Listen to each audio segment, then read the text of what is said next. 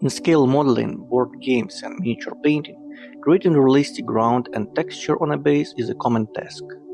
Placed in a small scene, the model feels much more impressive, adding a strong storytelling elements. In this video, I'm going to show you 6 fast and easy ways to create a decent relief surface that I have tested myself. For this, I'll be using 80mm round bases. And at the end of this video, I'll show you how I painted the base using a real example, my 200mm longbowman figure that I'm currently working on. So without further ado, let's get started. My name is Vito, welcome to my humble creative forge. The first method uses Superglue. It's probably the fastest and most accessible option of all. Almost anyone can find a bit of sand or soil from a houseplant and a small tube of superglue at home. Everything is simple. Pour the sand, then drop superglue on top to soak it. Or you can do the opposite, pour the glue first, then sprinkle sand over it. You don't need much glue because it quickly absorbs into the sand. Just don't overdo it to avoid making a puddle. Superglue is widely available and easy to use. It dries fast, allowing you to create a very textured surface. This is how I made the base for my mummy miniature. Once dry, the ground sticks permanently to the base and becomes as hard as concrete. It can be used to quickly fill gaps or reinforce gluey joints. However, this superpower has its flaws. Once dry, the terrain is very hard to work with. Files and sandpaper get ruined instantly. Be careful not to glue the base to your fingers or a table, which is exactly what I did. Also, the glue releases harsh fumes as it dries, so protect your eyes and airways, and avoid using it in large amounts. Plus, superglue gets very hot while curing, and you can literally burn yourself. The second accessible and simple method is mixing sand with PVA glue and spreading the mixture across the base. PVA is easy to find at any hardware store. It is simple to apply and washes off easily with regular water. It forgives mistakes and gives you plenty of time because it dries slowly. This makes it great for creating mud on various surfaces and mechanisms, something I did during the kit bash of the Shrine and Crate miniature. The main drawback is that the glue shrinks as it dries. This means you can't always predict the final result and sometimes you have to guess. Also, if you use too much glue, the texture can look a bit washed out and smooth. However, this can be fixed using an old toothbrush and a stippling technique. Just wait for the glue to dry and set a little first. Additionally, creating a sharp relief is noticeably harder than with superglue, and full drying can take many hours depending on the layer thickness.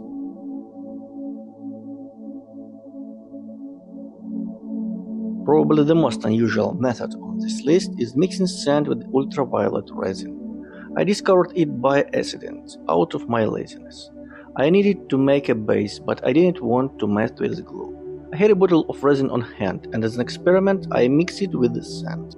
Surprisingly, the resin cured and created a durable base with great crisp detail.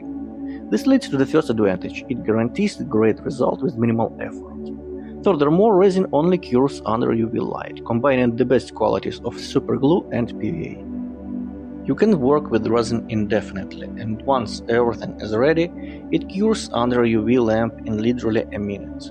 The downside is that creating complex relief isn't easy, so resin works better for flat surfaces.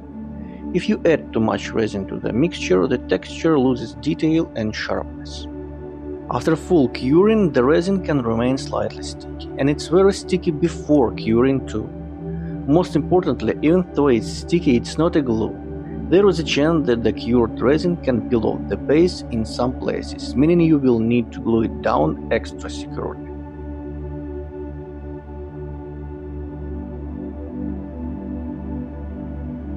Using wood filler is not the most convenient method, but it's very practical. You mix the filler with sand and apply it to the base. It's very simple, almost like working with PVA. However, wood filler doesn't spread across the surface as smoothly. On its own, the filler dries slowly, but when mixed with the sand, it starts drying even before you finish mixing. So your working time is limited, so you do not need to rush blindly. If you add too much sand, the mix becomes too dry, leading to large cracks as it dries.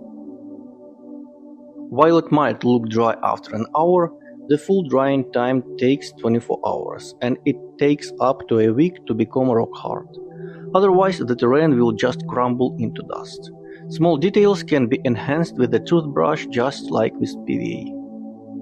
Despite several drawbacks, this method allows you to create relief of any complexity, though it requires some experience working with filler. As you can see from these Warhammer 30k miniatures, the texture is very sharp and expressive.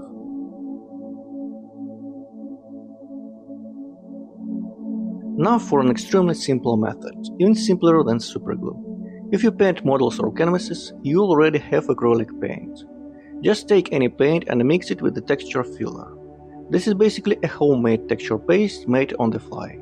It's very fast, convenient and practical. The two main drawbacks are cost per milliliter, and the final result is not as durable as commercial texture pastes from major brands. On the flip side, you can create a custom texture paste of the exact color, consistency and grain density you need. This method works great for small scales, like board game miniature bases. For larger projects, however, this paste becomes quite costly. At the end of the list is the most obvious option, ready-made texture paste. Its only real drawback is the price. In the short term, it's quite high. If you only need to make a couple of small bases, it doesn't make economic sense. But in the long run, if you build terrain often, it's the best solution. Here I'm using Paste by AK, but you can use any well-known brand. It mostly depends on your personal preference. It applies straight from the jar and dries in about an hour, depending on the layer thickness. It's order-based, so you can keep it workable for as long as you need. I recommend buying a single jar of a versatile color and effect that fits your goals, or a so-called natural paste. For me, that's dark earth. It's best applied with a spatula or an old brush. It dries in an hour or two and creates a very durable finish.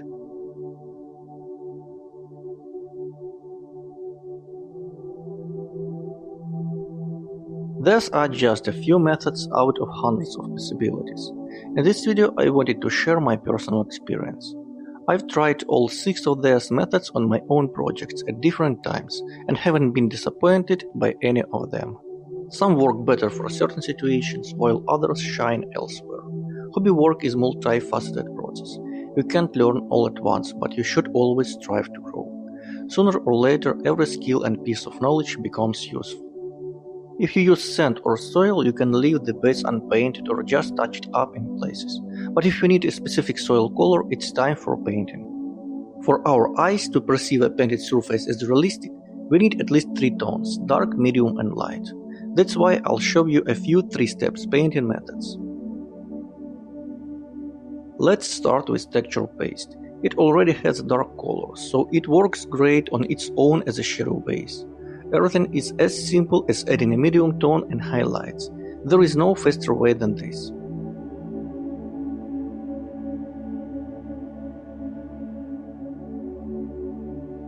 Next, let's look at the case where there is no dark base layer, which requires an extra step.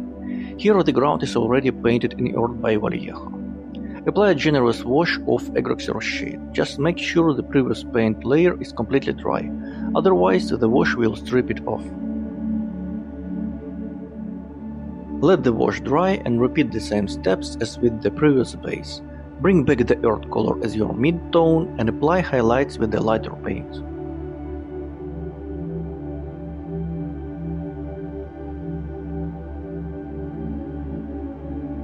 The third method is just as simple and perhaps even more efficient.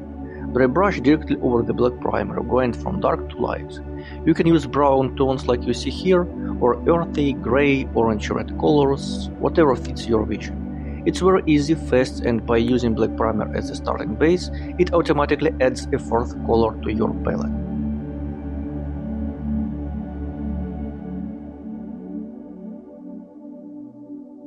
To simulate damp soil, use gloss varnish. It's an old reliable method. Mix the varnish 1:1 with regular water and apply it to the surface. If the shine isn't enough, apply it again. Another way to add detail is by adding blood splatters, which is especially relevant for board games like Trench Crusade. Take a blood effect paint, apply random spots of varying intensity, and let them dry. Blood paints always include gloss varnish, but blood absorbed into the ground doesn't shine like a fresh puddle, so you need to cut the shine with the matte or ultra matte varnish. To enhance the effect, shade the spots with dark brown ink or wash. I used a dark brown pen lined by Tamiya.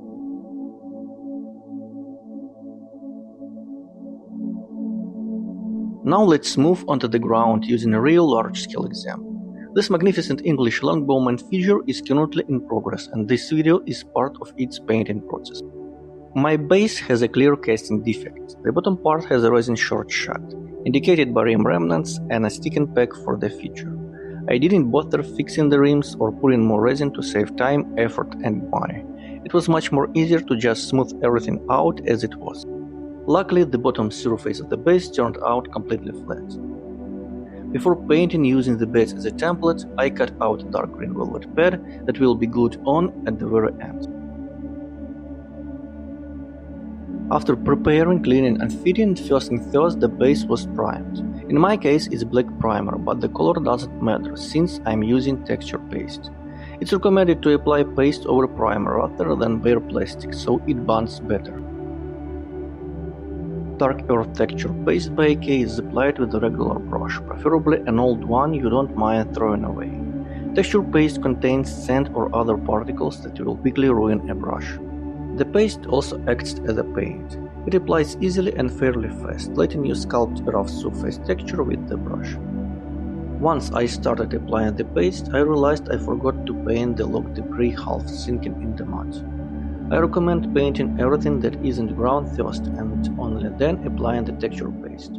If you accidentally get earth paint on the logs, it looks natural, but if you do it the other way around, you will waste a lot of time fixing it.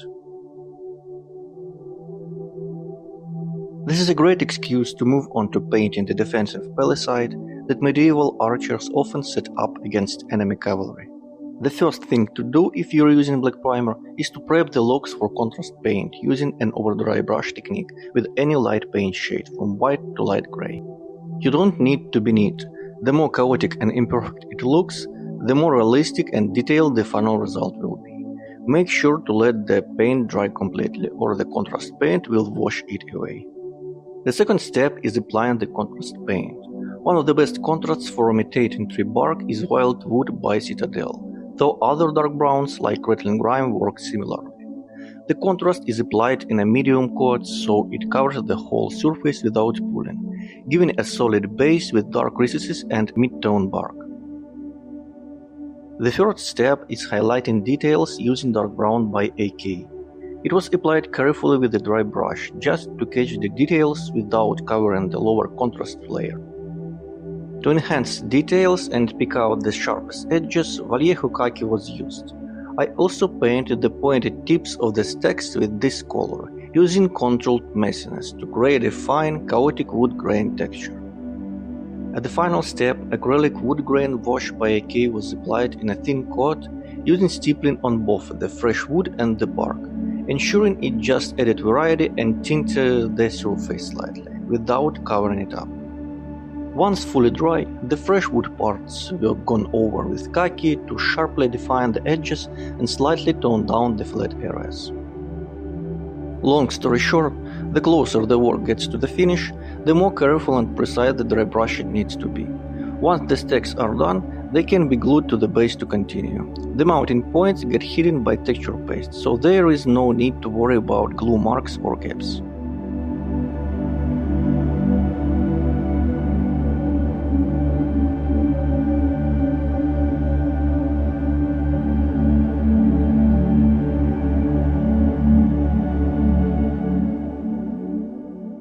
Once the paste and stacks are done, it's time to make the terrain look more realistic.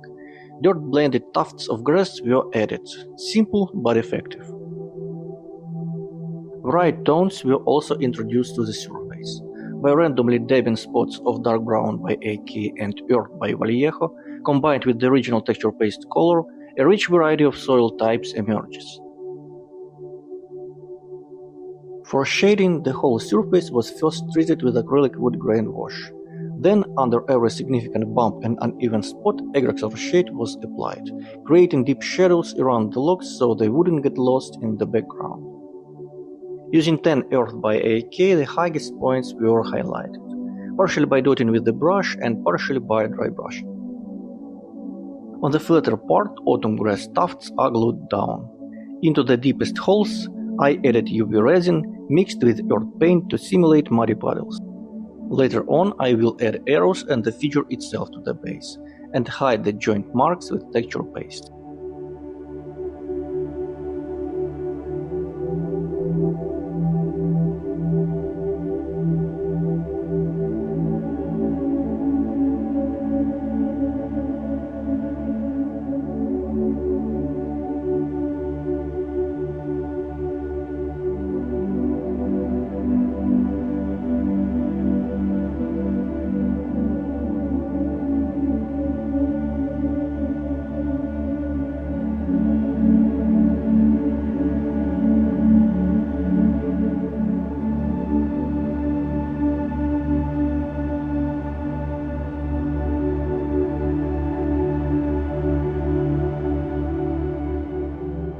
That's all for today. The base is complete. If you have any questions, I will gladly reply in the comments section below. Thanks for watching. I hope this video was educational. See you next time. Take care.